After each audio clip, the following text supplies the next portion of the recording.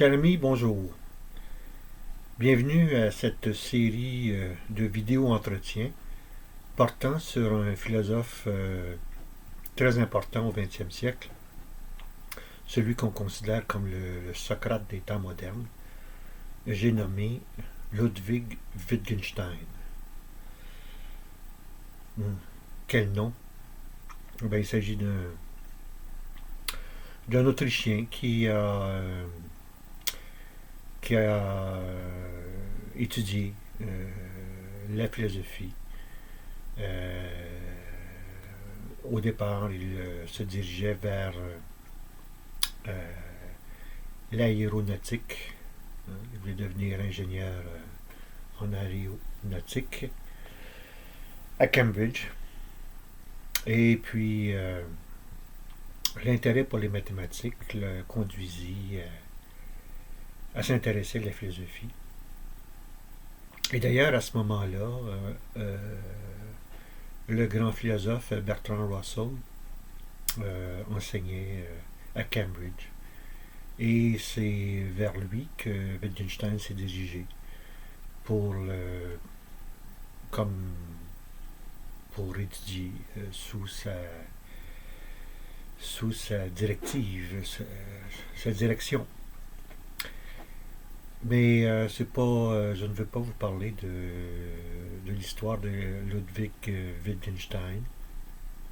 Ou en tout cas, si je vous en parle, c'est parce que moi, ce monsieur-là, ce philosophe-là, m'a sauvé la vie.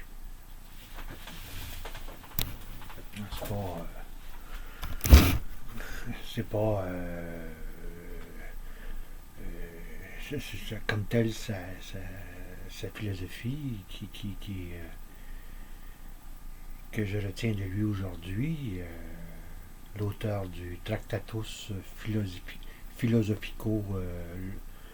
logico-philosophique, excusez-moi, ou ses recherches philosophiques, ces deux grandes œuvres qui ont fait sa réputation de célébrité de philosophe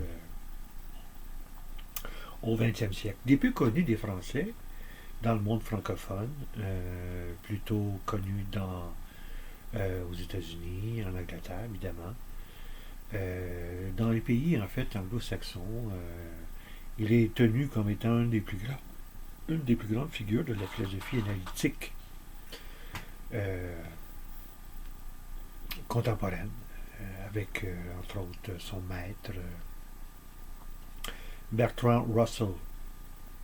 Non, je dis celui qui m'a sauvé la vie, parce que il faut que je vous raconte ma rencontre avec ce penseur, ce philosophe, ce grand homme que fut Wittgenstein. Alors j'étais au début de mes études collégiales. J'étais très heureux de pouvoir étudier la philosophie à la bonne vôtre. Et par ailleurs, j'étais un jeune croyant, un jeune chrétien qui fréquentait peu les églises. Je ne me destinais pas à devenir religieux, mais quelque chose de puissant, de fort m'attirait vers Dieu, vers le Dieu de Jésus-Christ. Et à commencer par Jésus-Christ lui-même. Et la plus ancienne des images que j'ai de ce moment-là, c'est d'être devant le crucifix, puis d'essayer de comprendre comment Dieu pouvait mourir. Lui qui est immortel. mourir atrocement sur une croix. Ça me dépassait. Et non seulement ça me dépassait intellectuellement, mais ça me terrorisait. J'étais là plus que perplexe. J'étais troublé. J'étais troublé. Hein. Et je cherchais à comprendre ce qui m'apparaissait comme le mystère par excellence. Et je n'allais pas nécessairement vers les religieux, les prêtres, ou les laïcs même, pour y trouver de l'information. Je cherchais quelque chose par moi-même. Je cherchais des réponses par moi-même. J'avais, entre autres, commencé la lecture d'un drôle de personnage danois, Soren Kierkegaard. J'avais lu son livre absolument terrifiant qui s'intitule Crainte et tremblement. L'histoire d'Abraham et tout ça, le sacrifice d'Isaac. Vraiment, ce philosophe m'intriguait beaucoup. Hein. Et en même temps, ben, je lisais Platon, les dialogues socratiques. Le personnage de Socrate me fascinait aussi énormément. Mais quand j'ai commencé mes études, et je vais vous expliquer pourquoi Wittgenstein m'a sauvé la vie. Quand j'ai commencé mes études au collège, au cégep, en 1973, au cégep du Montréal, pour ne pas le nommer, là où j'ai enseigné pendant 25 ans. Par la suite, à partir de 1994. Donc, j'ai été inscrit dans le programme de philosophie qui existait à l'époque, qui n'existe plus aujourd'hui. Et donc, je voulais là, absolument étudier la philosophie et jamais j'ai pensé vouloir être un philosophe. C'était trop élevé pour moi à l'époque, jeune que j'étais. Alors donc, j'ai été inscrit à ce cégep au Vieux-Montréal. Et là, je dois vous avouer que je n'ai pas étudié la philosophie. D'une certaine manière, oui, j'ai étudié la philosophie, mais celle de Karl Marx et de ses commentateurs, de ses disciples, etc. Alors, c'était à l'époque, en 1973, au Québec, on était en pleine révolution, déjà tranquille, mais culturelle.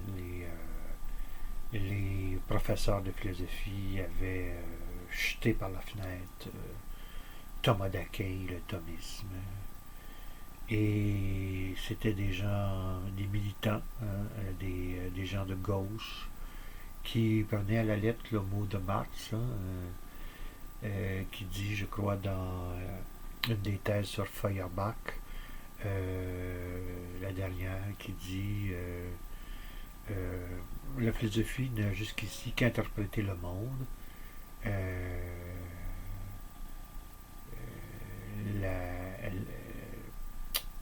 La philosophie on doit maintenant abolir la philosophie. Hein. Passer à l'action, à la praxis, comme on disait à l'époque. Hein. Alors, ce qui fait que dans nos cours de philosophie, on ne faisait pas de la philosophie, mais on faisait c'est une forme de militantisme marxiste. Alors, c'était triste. C'était triste à l'époque. J'avoue que je pense que à cette époque, j'étais un jeune dépressif. Moi qui rêvais d'étudier la philosophie, j'étais voué à n'étudier que Marx et ses épigones français en particulier.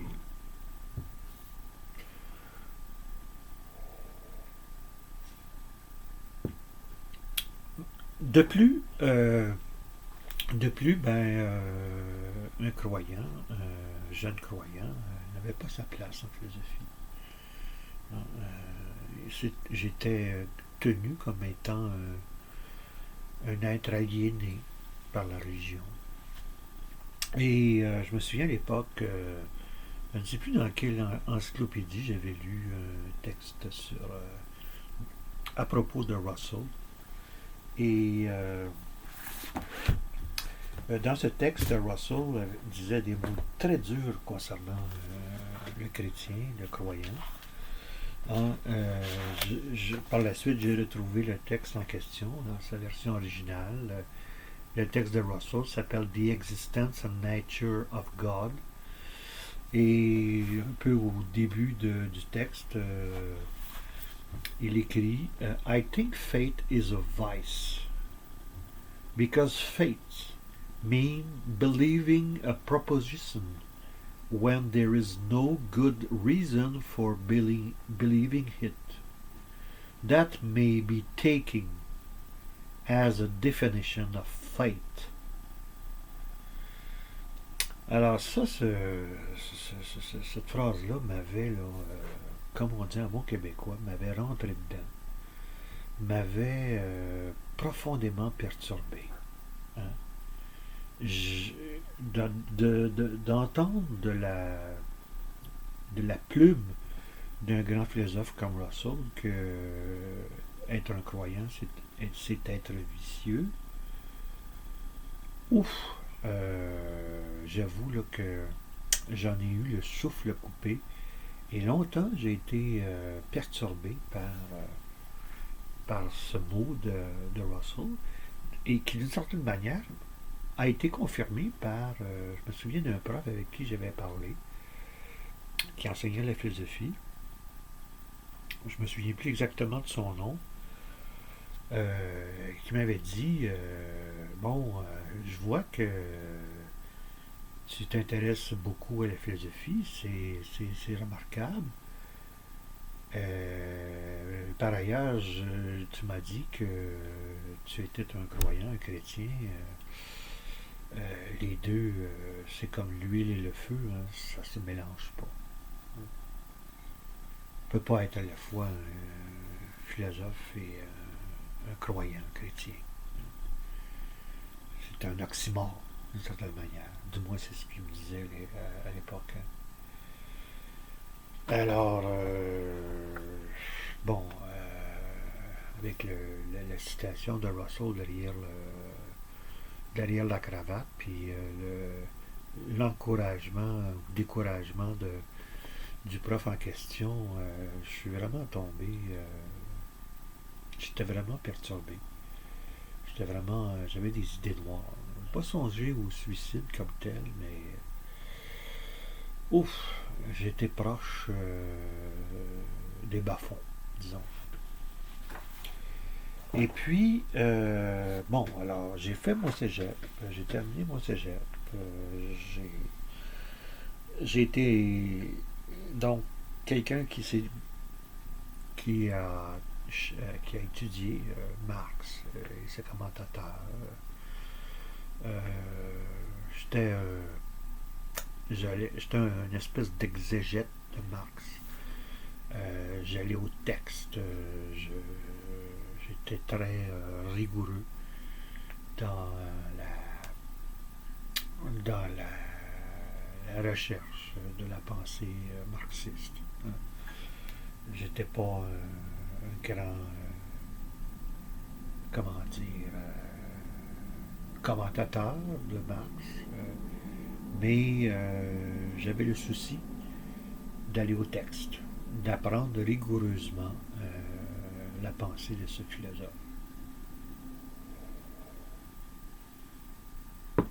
J'avais horreur de ceux qui citaient Marx hors contexte. Alors ça pour moi, c'est déjà déjà quelque chose d'important, de majeur. J'ai j'ai persévéré malgré les contraintes. J'ai persévéré en philosophie malgré le fait que j'ai pas étudié la philosophie.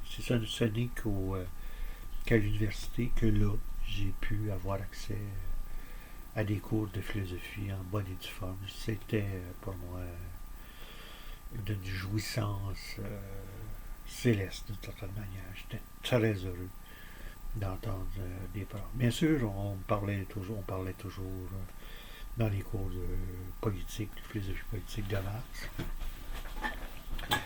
C'était très à la mode dans les années 70.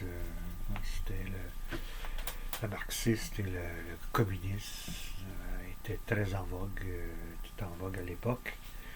Et donc, c'est à ce moment-là que j'ai appris à faire la connaissance de Ludwig Wittgenstein. Et c'est là que lui m'a sauvé la vie. Hein? C'était au fond l'élève de Russell qui répondait à Russell, hein, et j'ai cherché chez lui une réponse à faire à Russell à propos du vice que constitue un jeune chrétien philosophe. Hein. Alors j'ai trouvé chez lui réponse à mes questions et je dirais à mes états dépressifs. Hein. C'est comme s'il me disait laisse-toi pas abattre, hein. Lève-toi debout. Hein.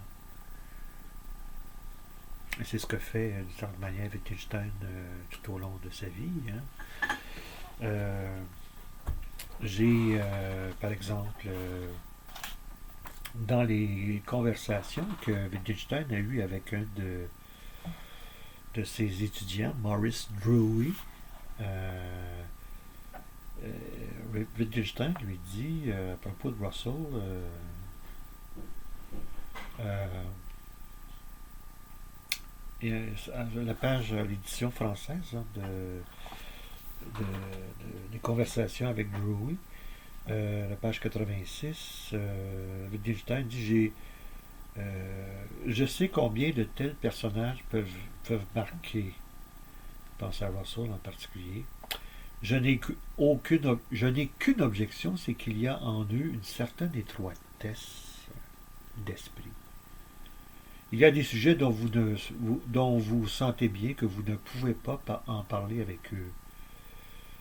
Bon, ici, Wittgenstein fait référence à des religieux, à des pasteurs dans l'Église, chez les Anglicans en particulier, où il note une certaine étroitesse d'esprit.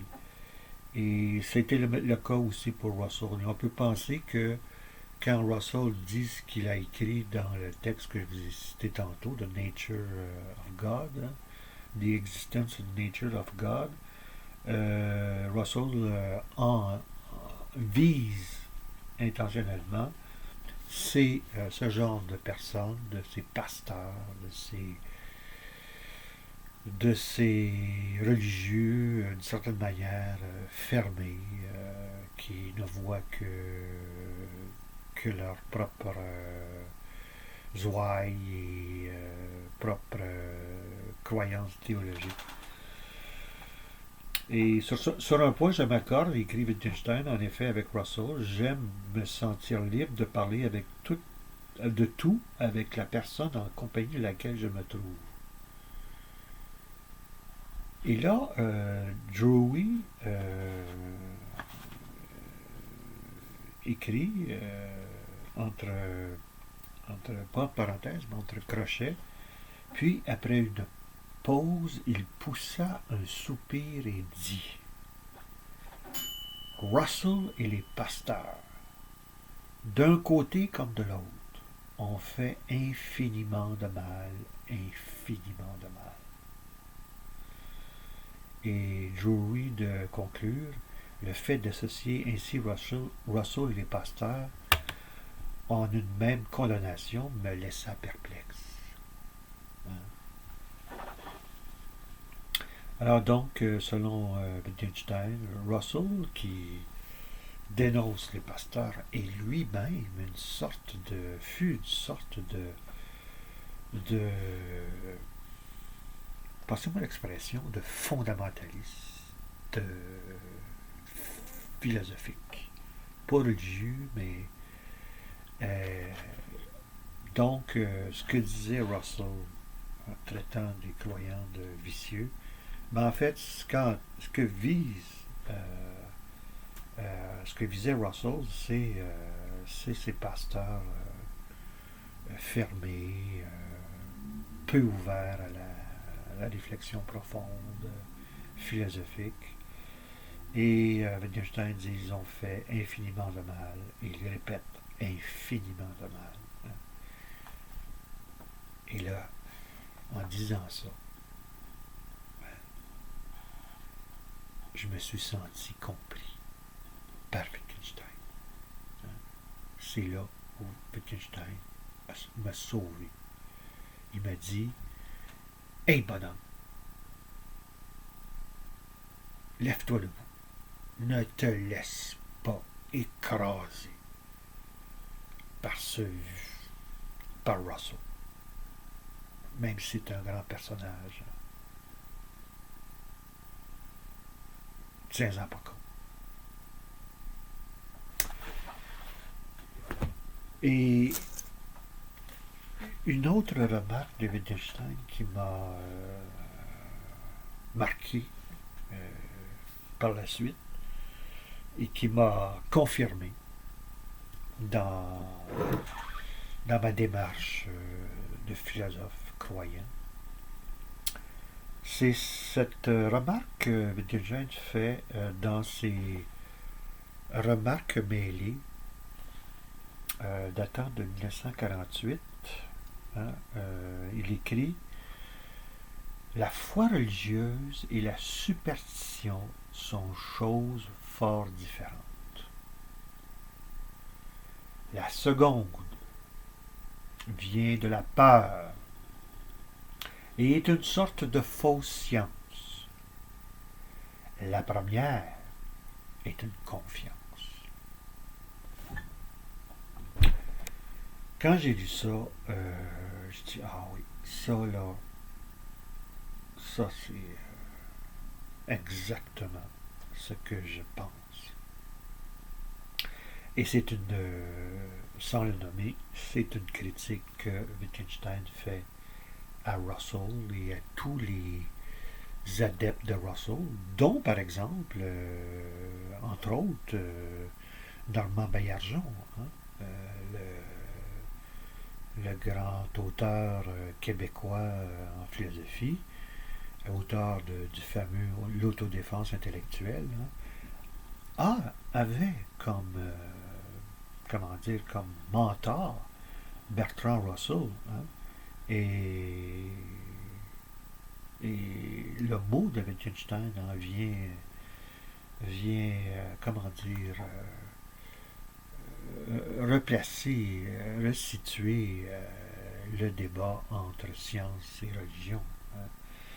Et la foi religieuse, c'est pas une superstition, nous dit Wittgenstein ici. Contrairement, par exemple, non seulement Bertrand Russell, mais Voltaire. Hein. Il nous dit la seconde, c'est-à-dire la superstition, ça vient de la peur, ça vient pas de la religion. La religion n'est pas, n'engendre pas la peur. Hein. Et la superstition, donc, c'est une fausse science. Et la foi religieuse, c'est de l'ordre du faire confiance. Hein. Pas de la peur. Alors ça m'a énormément aidé à croire en moi, à me tenir debout, malgré l'immense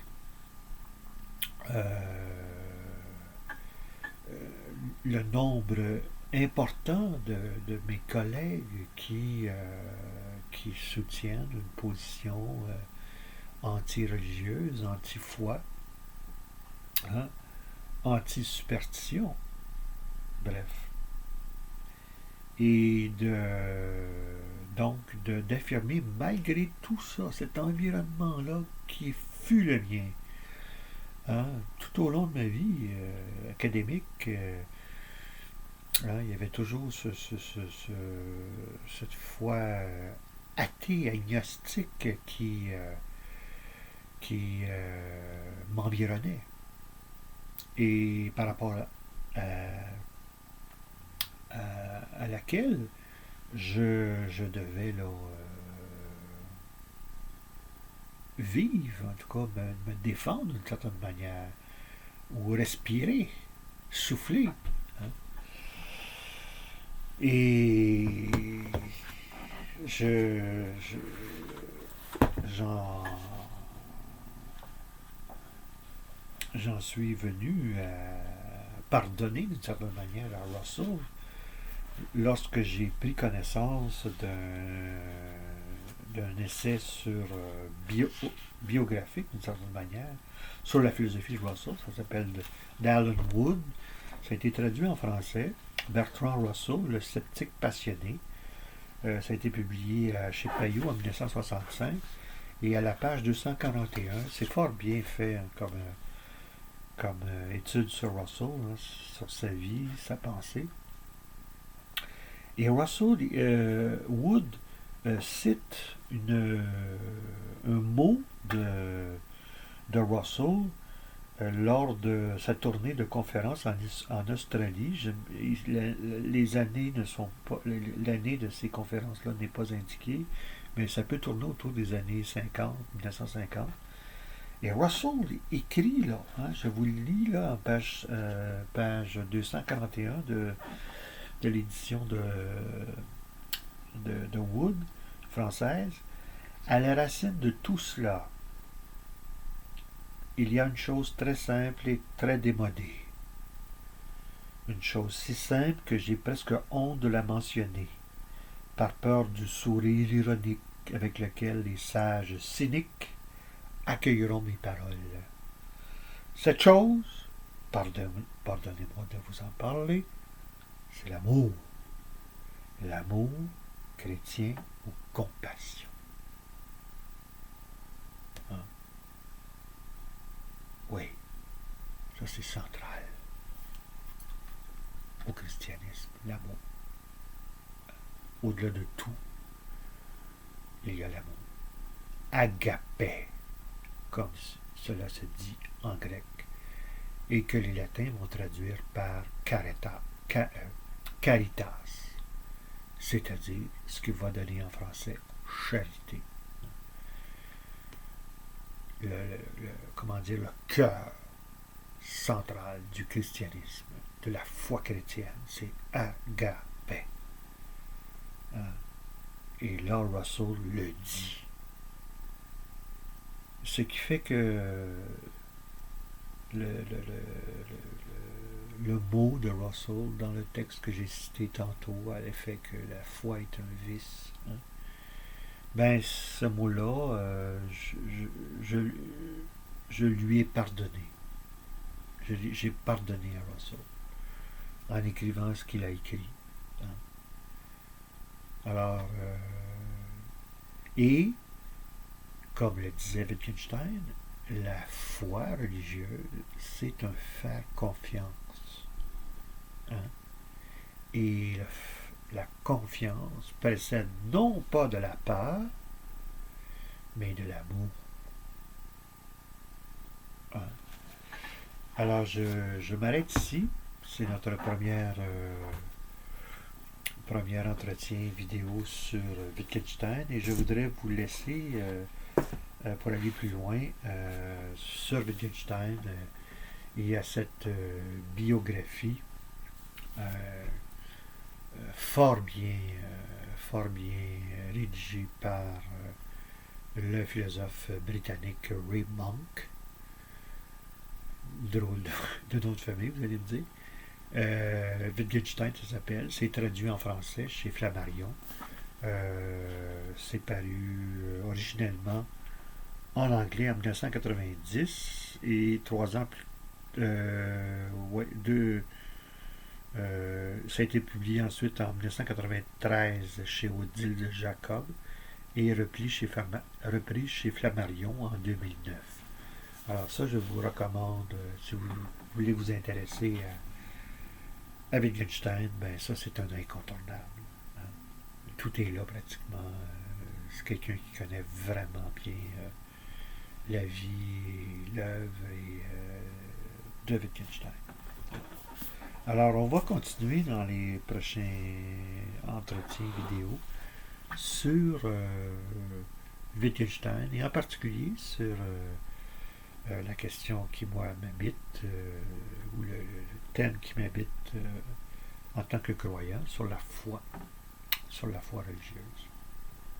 Alors, à la prochaine.